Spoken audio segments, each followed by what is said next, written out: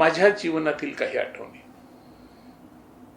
मित्रांनो, मी जेव्हा Chate coaching classes सुरू केले आणि 1996ला मी औरंगाबाद शहराबाहेर जाऊन पहिली ब्रांच जळगावला सुरू केली.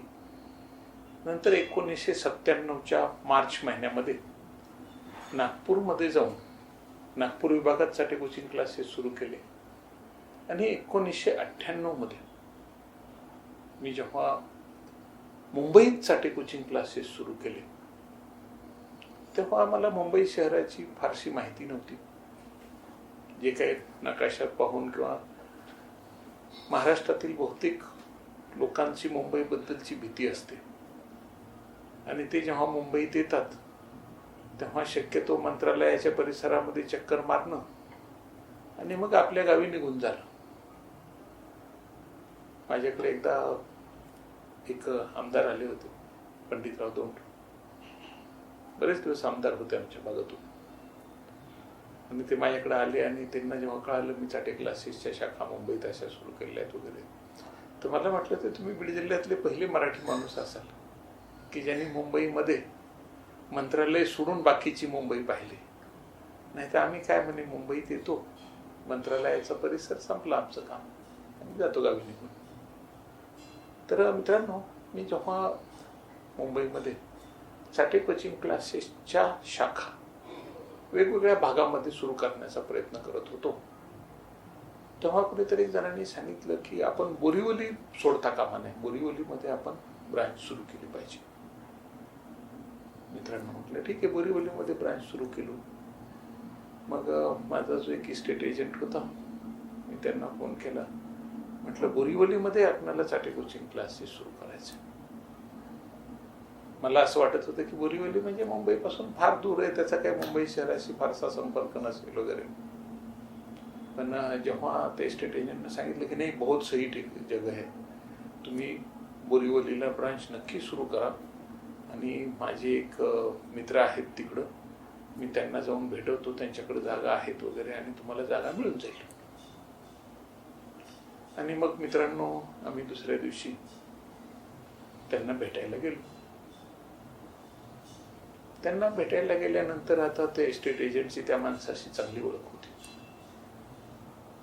त्यांचं नाव MM मिठाईवालातले शिवजीभाई हे त्यांचं नाव होतं. शिवजीभाई अख्ख्या मुंबईला ते MM मिठाईवाला म्हणून प्रसिद्ध आहेत.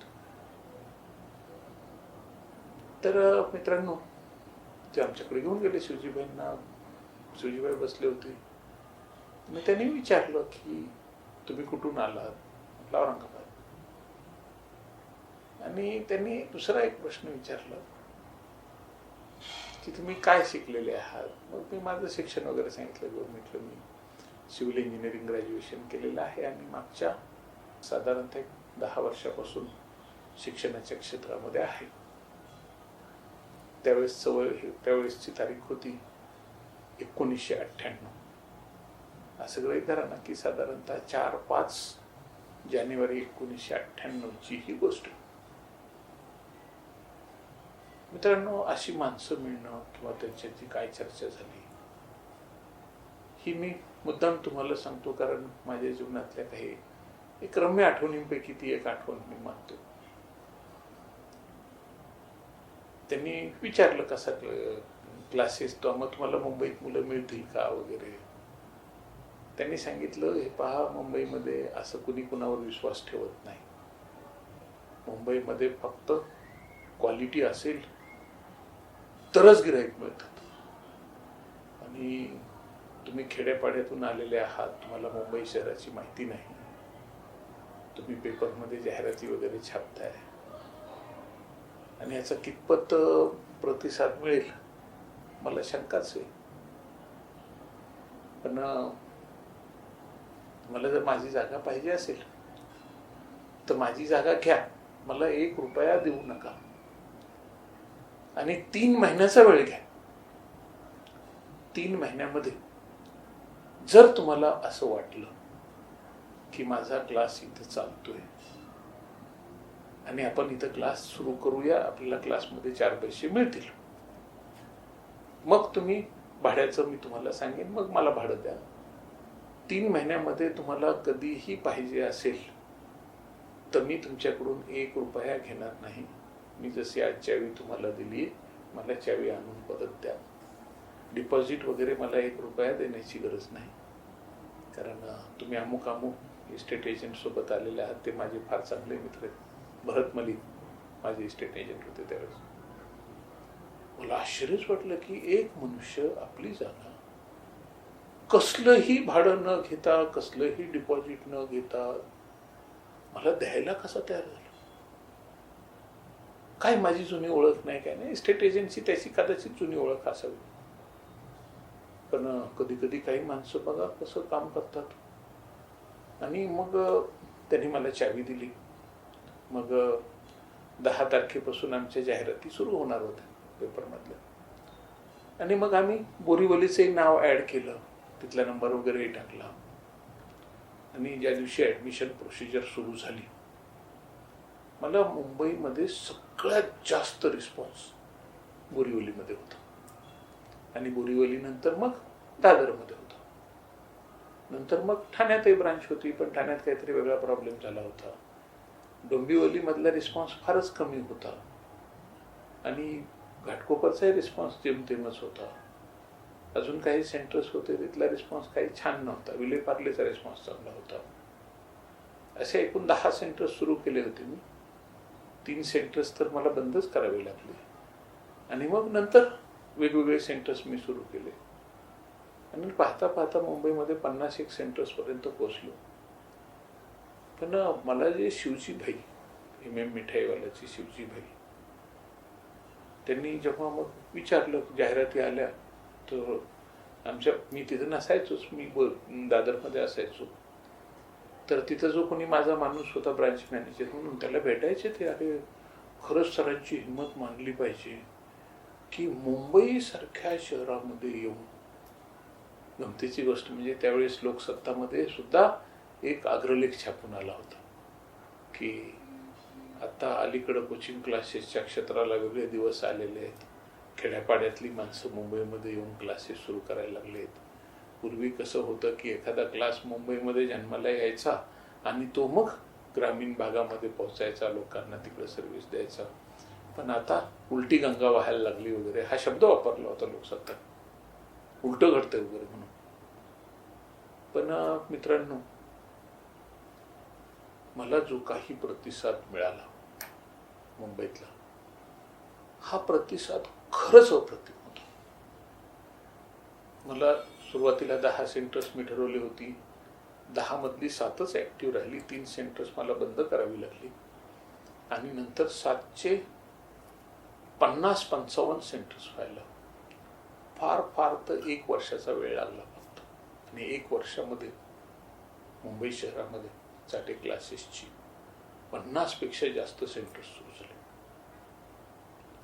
पण MM मिठाईवाल्याच्या शिवजीबाईंची ती झालेली माझी भेट मला खूप काही सांगून गेली. एखाद्या माणसाबद्दल आत्मीयता किती असावी. कारण कोणीही म्हटलं असतं की बाबा बोरिवलीमध्ये माझी जागा हवी आहे, तर मला एक 25 लाख रुपये डिपॉझिट द्या आणि मला 3-4 लाख रुपये महिन्याला भाडं द्यावं लागेल वगैरे. मग मी सांगितलं असतं की बाबा 25 लाख आता माझ्याकडे नाही, मी आता 5 लाख देतो आणि डिपॉझिट भाडं मला कमी करा वगैरे. आणि मग मी मंथली भाडं, असं काही बोलले नाहीत. ते एकच म्हटले की सर, मला तुमच्याबद्दल आत्मीयता आहे.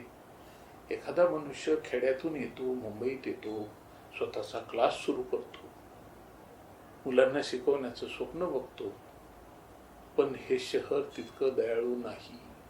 हे शहर अतिशय क्रूर आहे. तुमच्यासारख्या माणसांचा इथं निभाव लागणं सोपं नाही. पण तरीही तुमचं काहीही नुकसान होऊ नये म्हणून मी तुम्हाला 3 महिन्यासाठी माझं ऑफिस जागा तुम्हाला मोफत देतो. 3 महिन्यानंतर तुम्हाला कॉन्फिडन्स आला की सर माझा क्लास चालणार आहे आणि मला आता भाड्याचं सांगा. मित्रांनो, खरंच त्याने 3 महिने काही विचारलं नाही. आणि 3 महिन्यामध्ये मात्र माझे तिथं जवळजवळ 700-800 ऍडमिशन झाले बोरिवलीमध्ये. भरपूर पैसा आला. आणि मग एके दिवशी त्यांना फोन करून मी स्वतः त्यांना भेटायला गेलो. मी म्हटलं, शिवजीबाई, मला फार छान रिस्पॉन्स मिळाला. मला एवढे विद्यार्थी आले, एवढी माझी फीस असेल वगैरे. तुम्ही मला जे काही कॉपरेट केलं त्याच्याबद्दल मी तुमचा फार आभारी आहे. तर तुम्ही भाडं काय घेणार? तर म्हणे, हे पहा चाटे सर, या भागामध्ये 100 रुपये स्क्वेअर फूटचा भाव आहे. पण मला तुमच्याकडून 100 रुपये स्क्वेअर फूट नको, मला तुमच्याकडून 50 रुपये स्क्वेअर फूटच हवे.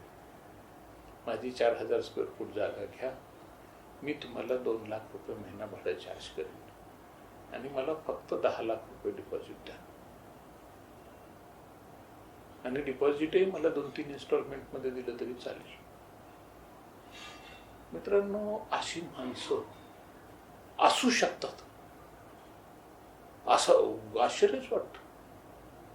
मला एकदा याचा एक किस्सा आठवतो की मी सुद्धा जेव्हा नागपूरला गेलो होतो 1 वर्ष अगोदरच, तेव्हा तिथं अजित बेकरीमध्ये मी जागा घेतली होती. त्यांनी मला तेच सांगितलं होतं की या भागामध्ये 10 रुपये स्क्वेअर फूट भाव आहे. तुम्ही शिक्षणाचं कार्य करता आहात, चांगलं कार्य करता आहात आणि या भागातल्या मुलांना शिक्षणाची खूप गरज आहे. तुम्ही मला 5 रुपये स्क्वेअर फूटनी जागा द्या. आणि त्यांनी मला नागपूरमध्ये 12,000 स्क्वेअर फूट जागा फक्त 60,000 रुपये महिन्याने दिली आणि 1 लाख रुपये डिपॉझिट. मित्रांनो, शिक्षणाबद्दल एवढी चांगली मतं असणारी माणसं त्यावेळेस मला भेटली. कदाचित ही परमेश्वराची इच्छा असावी की ही गोष्ट सफल व्हावी, या गोष्टीचा मुलांना फायदा व्हावा, या गोष्टीचा काहीतरी लाभ व्हावा. आणि ही माणसं मला भेटली, म्हणजे अजित बेकरी नागपूरचे, किंवा मग नंतर शिवजीभाई मिठाईवाला बोरीवलीचे. तर त्या जागेमध्ये माझा क्लास सुरू झाला आणि पुढे कित्येक वर्ष त्यांनी ना भाड्यामध्ये कधी वाढ करण्याचा प्रयत्न केला आणि जवळजवळ नंतर मग 10-12 वर्ष माझा तिथं क्लास फार व्यवस्थित चालला. पण नंतर जेव्हा काही कारणामुळं मला शेवटी मुंबईतले सगळेच क्लासेस बंद करावे लागले. कारणं वेगवेगळी होती, पण एक गोष्ट त्यावेळेस त्यांनी जे सांगितलं होतं की हे शहर फार निर्दयी शहर आहे. निर्दयी शब्द मी कधी विसरणार नाही. हे शहर फक्त व्यापाराचा, नफ्याचा त्याचा विचार करतो आणि अशा परिस्थितीमध्ये तुमच्यासारखी खेड्यापाड्यातून आलेली माणसं खूप फसवली जातात, त्यांना चीट होत असतो वगैरे. पण मित्रांनो, मला तसे कोणी घरमालक भेटले नाही. काही जण थोडेसे होते लालची, त्यांचा थोडासा झाला त्रास, पण जी मुख्य माणसं भेटली चांगली, मला दादरलाही चांगली ग्रस्त भेटली आणि तिथे आणि नंतर मला अनेक वर्ष माझा क्लास, जवळजवळ 12-13 वर्ष माझा क्लास बोरीवलीमध्ये फार व्यवस्थित चालला, शिवजीभाईंच्याच जागेत चालला आणि दरवर्षी किमान 1200-1500 विद्यार्थी, या पद्धतीने जवळजवळ 15,000 ते 20,000 विद्यार्थी बोरीवलीमधून, बोरीवली ब्रांचमधून, चाटे क्लासेसमधून त्यांचा 10वी-12वीचा अभ्यास करू शकले. आजही कधी कोणी एखादा विद्यार्थी भेटला, कुठल्या ब्रँचेसमध्ये होता, कुठे आज मी पहा की चाटे क्लासेसचे विद्यार्थी भेटतातच. मुंबईमध्ये जवळजवळ 3-4 लाख विद्यार्थी आम्ही शिकवले. पुण्यामध्ये जवळजवळ हाच आकडा 3-4 लाख. पूर्ण महाराष्ट्रामध्ये जवळजवळ 13 लाख विद्यार्थी, त्याच्यापेक्षा जास्त विद्यार्थी चाटे क्लासेसमधून बाहेर पडले. अगदी आत्ता परवा माझा TV9वर इंटरव्ह्यू होता, तर तिथे ज्या हे होत्या अँकर अमृता आभास यांनी एकच वाक्य सांगितलं, मी तुमची स्टुडंट आहे, मी तुमच्याकडे 2 वर्ष होते, चाटे क्लासेसमध्ये होते आणि मला चाटे क्लासेसचा फार फायदा झाला, मी कल्याणच्या ब्रांचला होते वगैरे. तसं मित्रांनो, चाटे क्लासेसचा फायदा झाला ज्या मुलांना, पण अशी माणसं मिळणं, आज शिवजीभाईंसारखी माणसं मिळणं, मी त्यांची भाडं वगैरे सगळं व्यवस्थित क्लिअर केलं. नंतर थोडासा शेवटी फायनान्शियली क्रंचमध्ये आलो असताना काही अडचणी आल्या, पण त्यातूनही बाहेर पडलो. पण खरोखरच शिवजीभाईंसारखी माणसं भेटणं, असं म्हणतात की एखादा मनुष्य दुसऱ्या माणसाच्या मदतीला येतो तेव्हा परमेश्वर आपलं रूप दाखवत असतो. तर नागपूरमध्ये जसं मला अजित बेकरीचे मालक दिवाळकर किंवा हे बोरिवलीचे मालक आणि असे अनेक जण, हीच दोघं जण, असे अनेक जण, त्यांचेही काही किस्से मी तुम्हाला नंतर अवश्य सांगेल, आवर्जून सांगेन. पण मित्रांनो, अशी माणसं ही परमेश्वर आपली एक झलक दाखवून जातो. आणि ईश्वर रूपाने अशी जी माणसं भेटत असतात, ती माणसं तुमच्या आयुष्यामध्ये, तुमच्या हृदयात एक चांगलं घर करून जातात. आणि त्या आठवण आल्या की लक्षात येतं की खरंच परमेश्वर आहे आणि तो तुम्हाला कुठल्या ना कुठल्या रूपात भेटत असतो.